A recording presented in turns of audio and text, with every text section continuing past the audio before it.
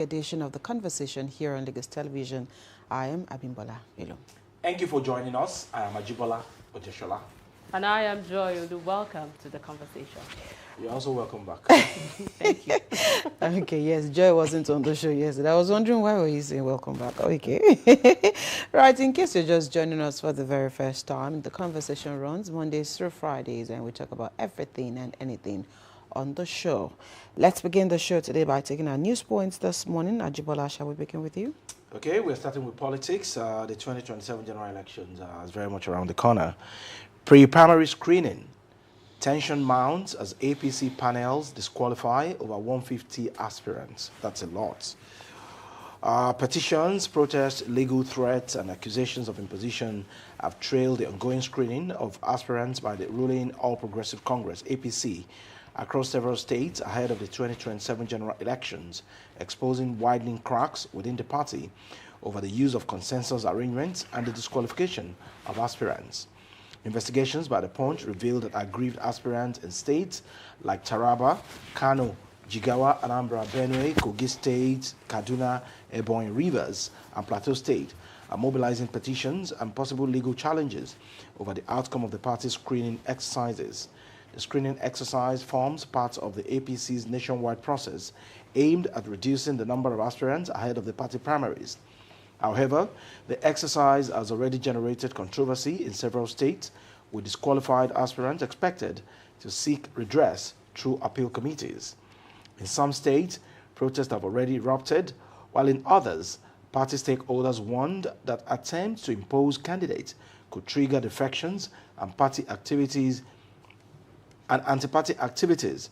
In Taraba State, the endorsement of incumbent lawmakers, reportedly backed by the party stakeholders after the screening, sparked backlash, particularly in Taraba North Senatorial District, where youth group and stakeholders openly rejected the endorsement of Senator Shuaib Issa, a stakeholder from Karim Lamido local government area. Paul Penwell described the senator's tenure as a complete failure, insisting that there was no record of impactful project, no policy footprint, and nothing measurable to justify another term. In Kano State, no fewer than 20 candidates, aspirants seeking Senate, House of Reps tickets, as well as State House of Assembly, were screened. Among those affected were former head of service, Usman Bala, former lawmaker, Shaban Sharada, Mohamed Zango, and a host of others. However, the state APC publicity secretary, Awul Soja, confirmed that 6 aspirants in Kano Central eventually stepped down for former governor Ibrahim Shekarau following a high-level reconciliation meeting. It's a long read anyway, and the story essentially is just throwing more light on the crisis rocking different chapters of the ruling party, which is the APC, because of the forthcoming primaries of the party. And some aspirants are saying that they are not going to support the consensus agreement of the party. And if the party did not listen to them, that they go ahead and, of course, go to the court of law or move from their party to another party where their aspirations will be achieved. But by and large, we have also said it on this program that it is not only the PDP, the ADC, the NDC that are in crisis as we speak. Other political parties, especially the APC, is also facing its own crisis, and that is what we saw played out in Taraba, Kaduna. A lot of states are facing crisis as we speak, and even Oyo State is there, the crisis between Adelabu and Barrister Sharafaddin Ali. So it's a whole lot, and the ruling party will need to put it out in order if indeed it is ready to retain power come 2027. Politics, like they say, is not for the faint-hearted, and this is actually the time for the APC to nip the situation in the bud. Else, that implosion that, you know, many have been talking about, maybe it is now that it will actually come. But I think it also, and that is why it is a democracy, I think it's good for the parties to also always listen to their party members. Yeah. You need to feel the body language of these people. So sometimes when you feel like what you want to do is not ending well or is not even going well, just backtrack and do what it is that they want at that particular point in time.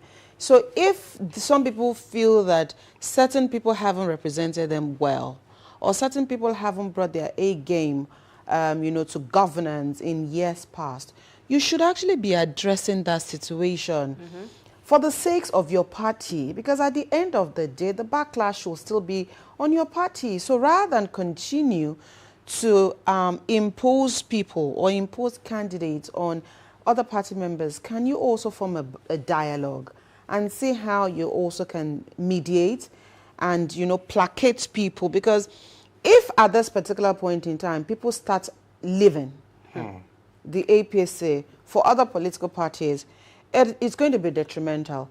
Yes, they might not field them in those other parties, but your votes, you're now at the losing foot soldiers. Exactly, you're losing foot soldiers. People who should be working for the party will now be working against the party, and at the end of the day, you will be at the brunt. So this is the time for especially those states that have been mentioned, even states that have not been mentioned.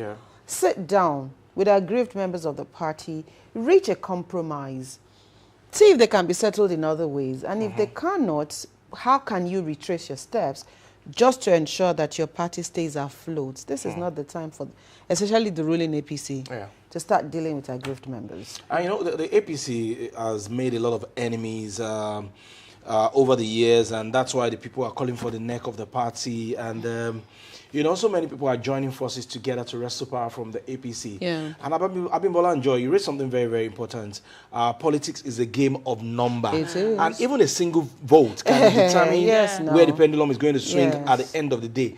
There are crises everywhere. Even in states that we don't want to mention, there are crises.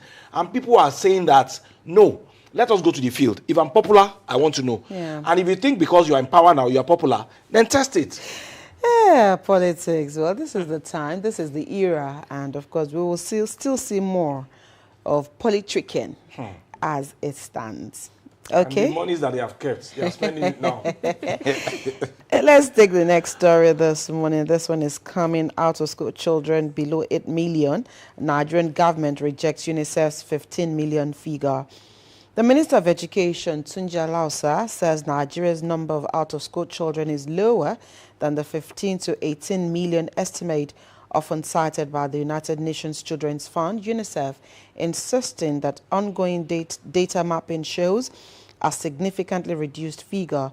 Alausa spoke on Tuesday during an interview on Politics Today on Channels Television, where he explained that the federal government is conducting a nationwide mapping exercise to identify the actual number of out-of-school children. He said the ministry has already reintegrated over 1 million children into schools within the last 30 months through ongoing interventions. According to him, the government's mapping exercise involves physically tracking and identifying children at the community level to determine accurate enrollment figures across states. The minister cited Kaduna State as an example, saying while earlier estimates placed the number of out-of-school children at about 1.8 million, the ongoing verification process indicates the figure is closer to 700,000. He added that similar exercises in other states, including Akwa Ibom, suggest significantly lower numbers than previously reported. Alausa maintains that although the revised national figure is below 8 million, the situation remains a serious concern requiring continued intervention. Let me just go to the last paragraph here.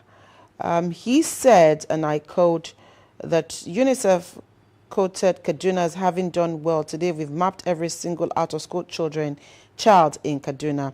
But that's part of what we read earlier. And I think that's the thrust of the story this morning.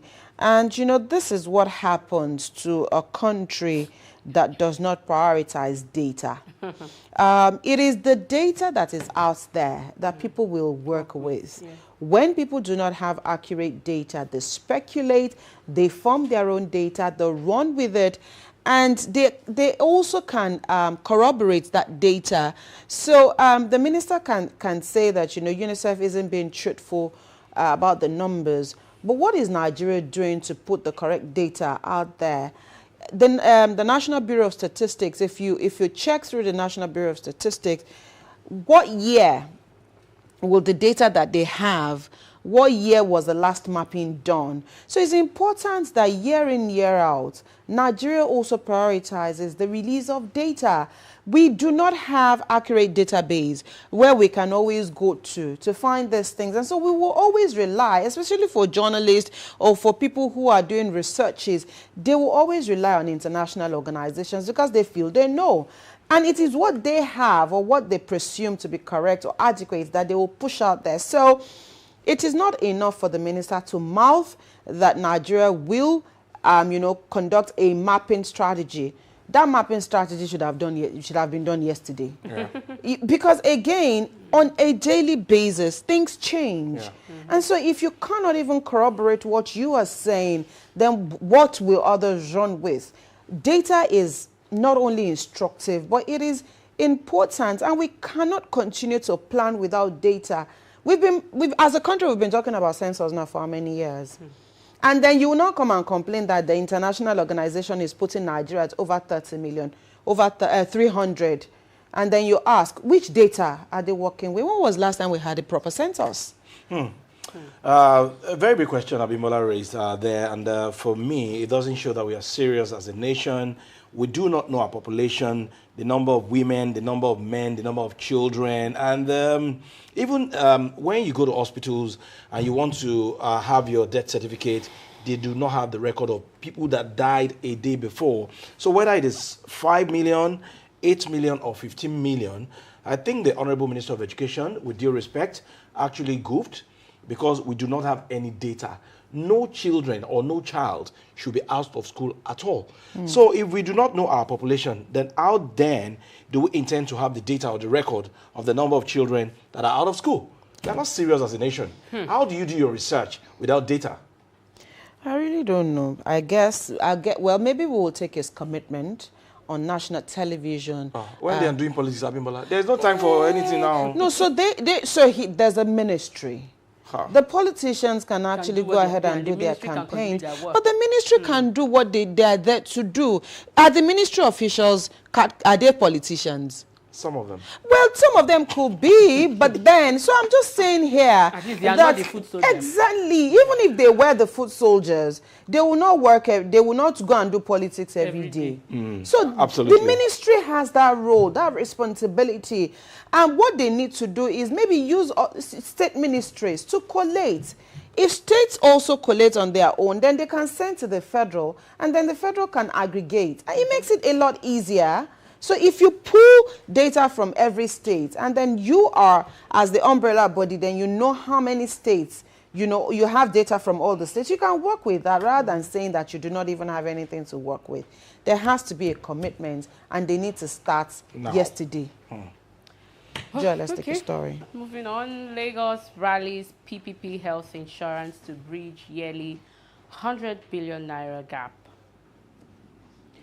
Lagos State government yesterday declared that mandatory health insurance and stronger public-private partnerships remain the cornerstone of its healthcare financing reforms as it moves to close an estimated 100 billion naira gap between current health sector funding and projected healthcare needs in the state.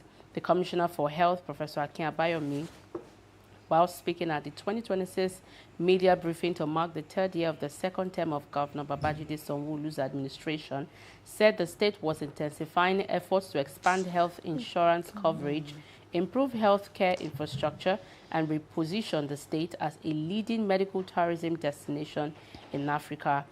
He disclosed that Lagos State currently spends about 8% of its budget on health, far below the 15% benchmark recommended under the Abuja Declaration, stressing that alternative financing mechanisms had become imperative for the sustainability of healthcare delivery. It's a long read. He says there is a gap between what is available to us through our budget and what we ideally want to spend. He also says that the dwindling donor support and rising healthcare demands in a rapidly growing megacity necessitated the state's aggressive push for mandatory health insurance and stronger collaboration with the private sector. It's a very, very, very, very long read. Yeah, well, the thrust of the story is that Lagos state government is, trying to, the state government cannot do it all alone, and that's why we are engaging the PPPs to bridge the yearly 100 billion naira gap. That's a lot of money. A lot. Yeah, you're quite correct. The state government cannot provide everything, and that's why the government, whether federal, state, or local government, will continue to partner with the private sector to bridge the gap. And health is very, very essential. So if the state government is thinking in that direction of partnering with the private sector to bridge that gap of health insurance in Lagos State, I think it's a good way to go. It's a right step in the right direction. And of course, that will give more people access to health insurance in Lagos State. Of course, essentially and constitutionally as well, the welfare and security of the people are the major functions of government. Absolutely. And of course, this was at the ministerial briefing yesterday about the Lagos State Ministry of Health, recapping what the ministry has achieved in the last 1 year and making a projection into what Lagos residents should benefit going forward. Right, let's go on to the X platform this morning and take a look at one of the many trending stories there. On the X platform this morning, cancer is trending for many reasons. Yesterday, the news broke that actor Alex Akubo had passed on, and of course, it was said that he died from some cancer complications. And in that wise, a lot of people yesterday, up until this morning, have started talking about now there is, it's a concerning rate as to how cancer, before you hear what's happening, this one died of cancer, this one died from cancer. And, there's so many issues. And it was said that Alex died from liver cancer. So these things, according to medical personnel, can be avoided, maybe not totally eradicated, but healthy living, healthy lifestyle, constant check of your health status, because according to them, there are also a couple of things that can trigger, cancer, a couple of things. So a lot of untreated ailments can also degenerate into cancer. And what's more worrisome is the fact that as human, only 2 places in this whole body cannot be cancerous. Just, the teeth, I think. No, sorry, your hair and your nails, your fingernails. Every other thing, every other part of the body, outside and inside, can be cancerous. So early detection is key. A lot of people have survived because they detected early, they did their routines, they went through their medicals. And we also need to get away from this, God forbid, is not my portion, factor that a lot of people also hide under. I'm sure that if God would not have also enabled doctors to treat ailments, including cancer, if indeed it was not man's portion. There is nothing spiritual when it comes to your health. Your health is your reality. So whether you like it or not, you can say you are binding or you are casting. Your health is your health. And you should not joke or toy with your health status at any time. Even if it is once a year, go out there, do some checks, and that will tell you where you are, what are the things that you need to amend, probably your lifestyle, what you eat, what you drink.